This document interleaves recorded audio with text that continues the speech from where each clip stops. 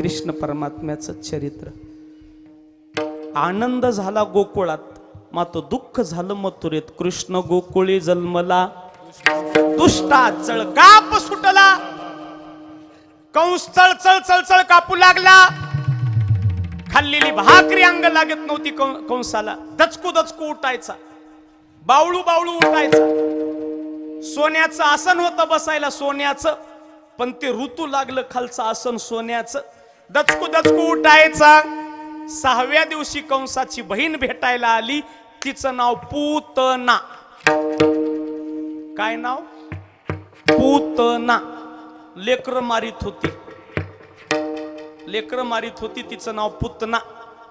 लेकर मारित असल्यामुळं भारतामध्ये कोण्याच बाईचं नाव पूतना नाही का? हा इकडे एखादी कुठंच नाही। पूतना नाव नाही, कैकई नाव नाही, मंथरा नाव नाही, शूर्पणखा नाव नाही। नाही, काही नाव रामायणातले, महाभारतातले, भागवतातले ठेवायच्या लायकीचे नाहीत। नाहीत, चला कौशल्य आहेत, सौमित्र आहेत, पण काही नाही। लक्ष द्या, रामकृष्ण हरी। 6व्या दिवशी ती पूतना कंसाला भेटली। दादा काय झालं रे, लई टेन्शन मध्ये दिसालास? काय सांगू गा अक्का, मला खाल्लेली रोटी अंगी लागत नाही। तुला?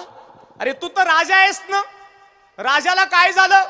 त्यावेळेस सांगितलं, कंसानं सांगितलं पुतनेला, ए अक्का मी राजा आहे ग, पण माझा बाजा वाजवलाय, मला खाल्लेली रोटी अंगी लागत नाही।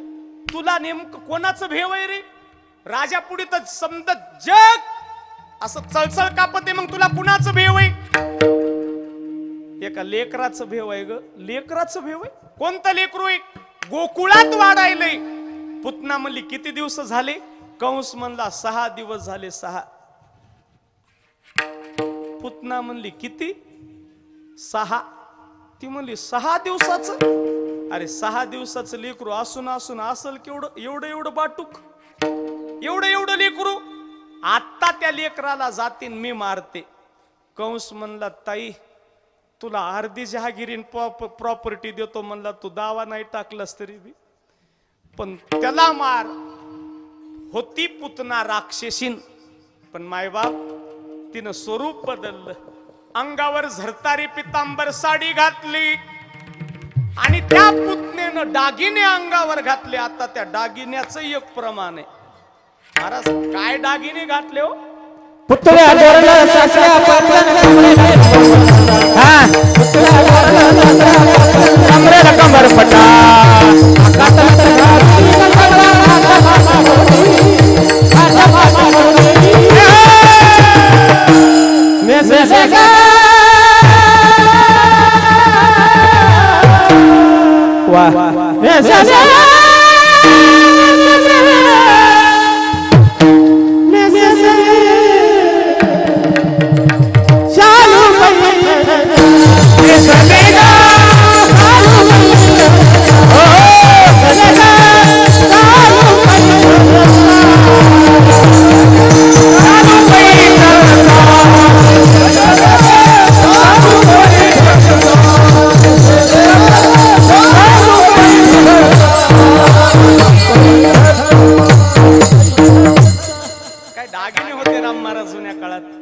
पुतळ्या डोरीला साखळ्या पैंजण कमराला कमरपट्टा।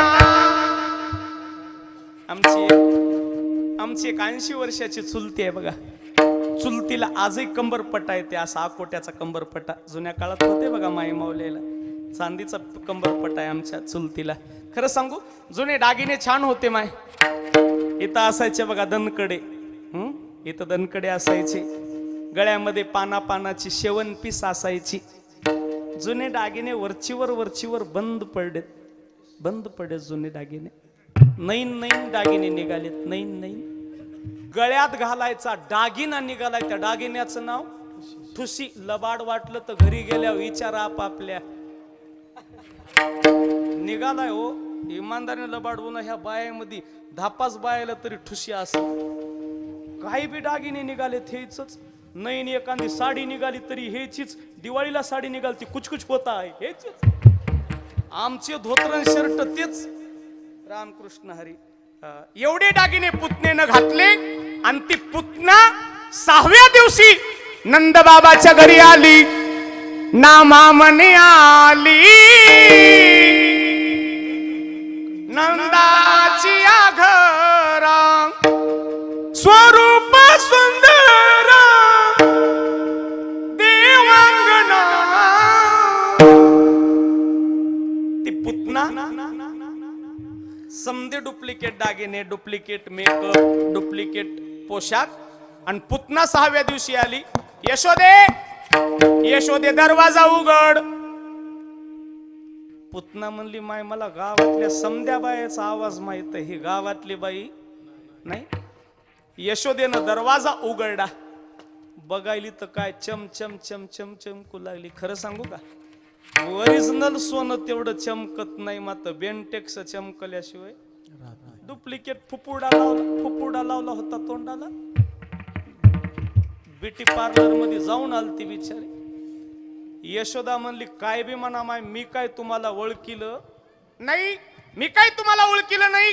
त्यावेळेस मात्र त्या पुतनेनं सांगितलं, अगं मी तुझी लांबून नाती लागती, आणि तुझ्या घरी लेकरू झाले म्हणून मला साधा फोन तरी कराव, नाही तर नाही साधा मिस कॉल तरी माराव. यशोदा म्हणली, माय गडबडीत विसरले असल, तुम्हाला कळालं ना. या पुतनेला घरात घेतलं, बसायला टाकलं, आणि यशोदेनं सांगितलं, हो का लेकरू झोपी गेले, लेकरू झोपले, तुम्हाला चहा पाणी करते आणि नंतर लेकरू उठल्यावर तुमच्या जवळ देते, तुम्ही इथं बसा.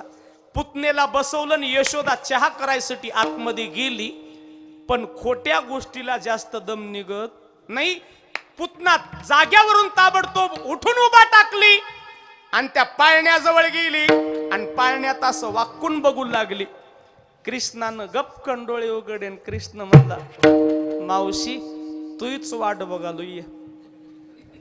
त्याला काय करता येत नाही. चतुरात शिरोमणी गुण लावण्याची खाणी, मुकुट सकळा मनी धन्य तोची विठोबा. काय करता येत नाही त्या देवाला. डोळे उघडे कृष्णानं. पुतनेनं कृष्णाला जवळ घेतलं, आपल्या स्तनाला लावलं. कृष्णानं दूध पिलं, विष पिलं, नंतर रक्त प्याला सुरू केलं. आता माता अंगाची तगमग तगमग होऊ लागली. सोडी सोडी कृष्ण नाता, मिली मिली मिली री अनंता, मिली मिली सोड. कृष्ण म्हणला, हे वक मावशी, एकतर मी माणसाला जवळ धरीतच नाही, आणि जवळ धरल्यावर खरं सांगू माणसाला देवाचं येड लागूच नाही. येड लागलं तर 1:30 वाजलेलं बी कळत नाही. 11 पासून माणसं मंडपात बसलेत, 1:30 वाजला तरी बी उठायचा पत्ता नाही. लावी मना पिसे. 6व्या दिवशी पुतना मारली. आता ही पुतना कोण होती? बळीराजाची बहीण होती. आणि ती बळीराजाची बहीण वामन अवतारामध्ये तिची इच्छा झाली होती दूध देवाला दूध पाजवाव. प्रत्येक गोष्टीचं कारण आहे हो. बळीराजाची बहीण, वामन अवतारातला देव जेव्हा बळीराजाच्या दरबारात गेला, ते देव बघितला वामन भगवान, आणि त्या बळीराजाच्या बहिणीला वाटलं, माय काय लेकरू सुंदर आहे, किती लेकरू सुंदर आहे. ह्या लेकरानं जर माझं दूध पिलं तर माझं मात्रत्व तृप्त होईल, असं तिला वाटलं. त्यावेळेस वामन अवतारातल्या देवानं सांगितलं, दूध पितो मात्र ह्या अवतारात नाही, कृष्ण अवतारात. जरा पुढे गेल्यावर त्या वामन अवतारातल्या देवानं बळीराजाच्या डोक्यावर पाय दिला आणि त्याला पाताळात घातलं. तेव्हा ती बळीराजाची बहीण तिथंच होती. ती म्हणली, अर तुला दूध पाजवायचा विचार केलता रे, पण तुला तर विष पाजवा, विष. तू माझ्या भावाला पाताळात घातलंस. त्यावेळेस वामन अवतारातल्या देवानं हात जोडेन म्हणला, मावशी दूध बी पितो आणि विष बी पितो, मात्र ह्या अवतारात नाही, पुढच्या अवतारात. त्याच्यासाठी हे अवतार. ती पुतना 6व्या दिवशी मारली. आता तुम्ही म्हणताल, पुतना 6व्या दिवशी 6 दिवसाच्या लेकरानं कशी मारली? हे तर नवल आहे. राम अवतारात पहिल्यांदा बाईच मारली, तिचं नाव ताटिका. आणि कृष्ण अवतारात पहिल्यांदा बाईच मारली, तिचं नाव पुतना. आता कृष्ण परमात्मा पुतना मारा एवढा वेळ लागला. बरेच राक्षस मारले. अवघी दैत्य खानी बुडाविली, सर्व राक्षस मारले. आता कृष्ण परमात्मा 4 महिन्याचा झाला, रांगू लागला. आता देवाचं रांग नाही वर्णन करण्यासारखं. तळवे तळ हात टेकीत डाव्या गुडघ्याने रांगत. आपलं लेकरू पहिल्यांदा कशाने रांगत माय? हा, गुडघ्या नाही माय. आपलं बाळ पहिल्यांदा पोटाव पडत. घरामध्ये फडशीवर पोटाव पडत आणि पोटानच घसरत. टिंग नंग टकन पोटानं घसरत. त्याचं कपाळ तरी टिचत आहे, नाकाचा घोळाना तरी फुटत आहे, होटाचं तरी रगत निघत आहे. पोटानं घसरत आहे त्याला जीव म्हणतात, आणि हात टेकीत रांगत आहे त्याला देव म्हणतात. विठ्ठला विठ्ठला.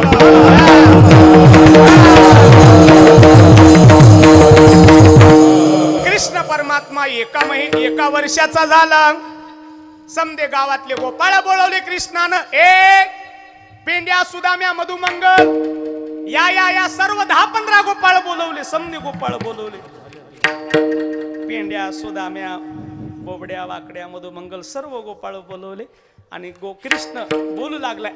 अरे तुमच्या घरी काही खायला पियाला आहे का नाही रे? एक बोबड मात्र बोबड्याला लई बोलायचा ना. बोबड म्हणलं काय सांगू क्लित ना, आमच्या गली लई बक्कल दूध आहे म्हणला. चाल मची चाल, एक मै 4 लिटर दूध देते म्हणला. 40 लिटर दूध निघत आहे, पण 16 लिटर दूध डेलीला इकायला जाते म्हणला. कृष्ण म्हणला बोबल्या आज तू याच घरी जाच. बोबलं म्हणलं नको ले मोवा, आज्या अंगणात झोपत आहे. मताला बाबा उठला तल, त्यानं काठीनं मारलं तल. कृष्ण म्हणला तू इथंच मल, ज्याला ज्याला खाचंय ते मया पाठी मागे याल तरी या रे लागे. अवघे माझ्या मागे मागे आजी देतो पोटभरी, पुरे म्हणाल तो वरी. रोज भांडण करू लागला कृष्ण परमात्मा. रोज गावातली दगडा काकू, धोंडा काकू, सुमना का, वसुबाई, धुरपत काकू, समध्या बाया भांडायला यशोदेच्या घरी आले. यशोदी कृष्ण से सांगावे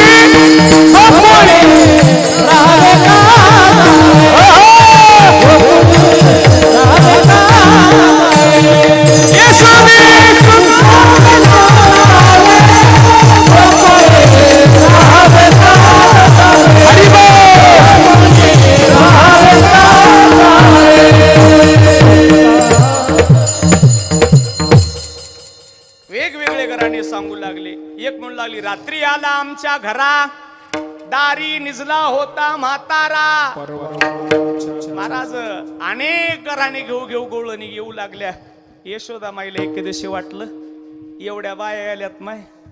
यशोदेनं राग कृष्णाला उखळाला बांधलं. ऐकाव, उखळाला बांधलं. खरं सांगू, रागाच्या भरात आई लेकराला एखादी चापट मारते. लेकराला चापट मारल्यावर हाताकड बघून जिचा जीव तुळतुळ करते तिला लेकराची सख्खी माय म्हणाव.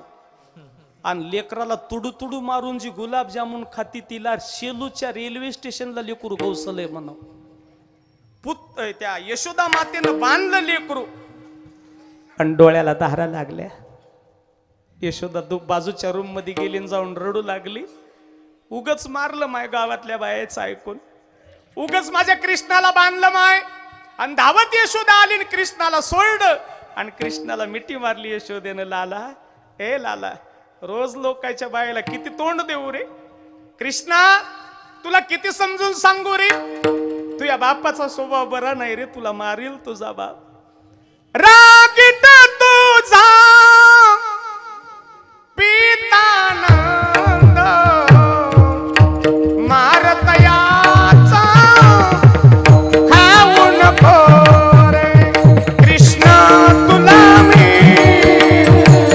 ताकीद करते तरी जा.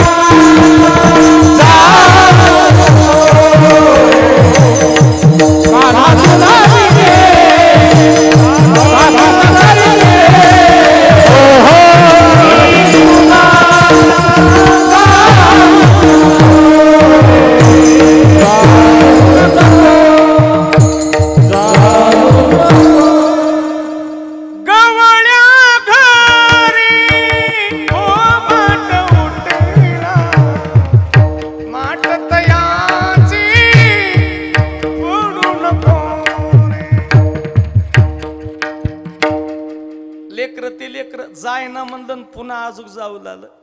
मग एके दिवशी नंद बाबानं आणि यशोदेनं ठरवलं आता लेकराला गावात ठेवायचं नाही. 9 लाख गायी होत्या नंद बाबाच्या घरी. 9 लाख गायी म्हणजे काय? 9विदा भक्ती. 9 लाख गायी म्हणजे काय? या शरीराला 9 द्वार आहेत. 9 द्वार आहेत. आता ते डीप मध्ये विषय आहे. 9 लाख गायी ओळण्यासाठी कृष्ण परमात्म्याला नंद बाबानं यशोदेनं पाठवलं. चला ओळू गायी बैसू जेऊ एके ठाई. तिथं गेल्यावर देखील कृष्ण परमात्मा शांत बसला नाही. तिथंही वेगवेगळे खेळ खेळले. त्यावेळेस संगतचे गोपाळ म्हणले कृष्णा तुला काही कळतच नाही रे टाइम किती झाला.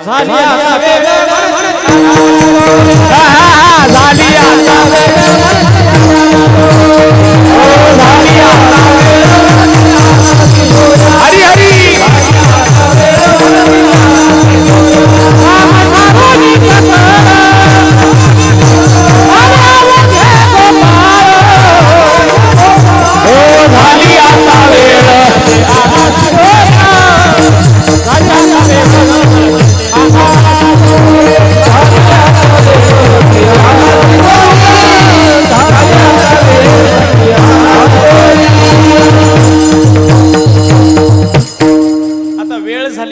समदे गोपाळ कृष्ण परमात्मा बसला आतमध्ये. सर्वांना बोलवलं. खांदी भार पोटी भूक काय खेळायाचे सुख. सर्वांना एकत्र केलं. कृष्ण परमात्मा आतमध्ये बसला. सर्वांच्या आणलेल्या शिदोऱ्या सोडल्या. खडके सोडी येल्या मोठा आजीचा दही काला गोमटा. महाराज कृष्ण परमात्म्यानं सर्वांना दिला तो काला. आपल्यालाही मिळणार आहे हा काला. गोड गाव आहे डासाळा. माझ्या पुढे बसलेले वयानं ज्ञानानं मोठे आहेत त्या सर्व मंडळीच्या सहवासामध्ये मी लहान आहे, अज्ञान आहे, पामर आहे, सेवा करण्याचा प्रयत्न केला. पुन्हा एकदा वैकुंठवासी कैलासवासी योगायोगाने या सप्त्यामध्ये पूर्ण आजचं अन्नदानाचं जे काही त्यांनी योगदान दिलेलं आहे, कीर्तनकाराचं ज्यांनी सौजन्य घेतलेलं आहे, असे आदरणीय आमचे रामभाऊ, त्यांनी त्यांच्या वडिलांच्या स्मरणार्थ वैकुंठवासी कैलासवासी गणेशराव रामचंद्र गजमल पाटील, गणेशराव रामचंद्र गजमल पाटील यांच्या द्वितीय पुण्यस्मरणाचं औचित्य साधून हा योगायोगानं काल्याचा दिवस त्यांनी आपल्या वडिलांच्या स्मरणार्थ अन्नदान, भजन, कीर्तन, नामचिंतन केलं. नक्की रामभाऊला आपल्या वडिलांचा आशीर्वाद राहील. तुमच्या जीवनात कधी दुःख येऊ नये, संकट येऊ नये, अडचण येऊ नये अशी प्रार्थना करतो. आपल्या परिसरावर कधी दुष्काळ पडू नये, कधी कोणतं आसमानी संकट येऊ नये अशी प्रार्थना करतो. तुमच्या दर्शनाला येण्याचा योग आला. बोलता बोलता एखादा वेडा वाकडा शब्द गेला असेल तो माझ्या वाणीचा दोष. झालेली सेवा तुम्हा सर्व श्रोते सजन माई बापांच्या चरणी, मृदंगाचार्य, गायनाचार्य, भजनी मंडळी सर्वांच्या चरणी समर्पित करून थांबतो. ज्ञानेश्वर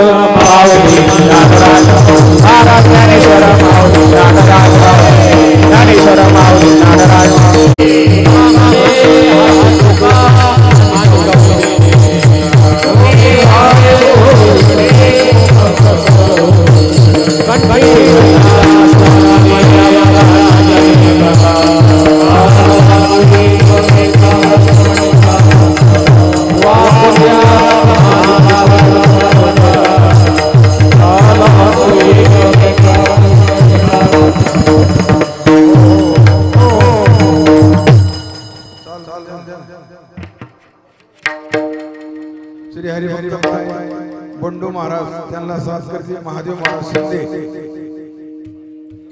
या इकडे. बंडू महाराज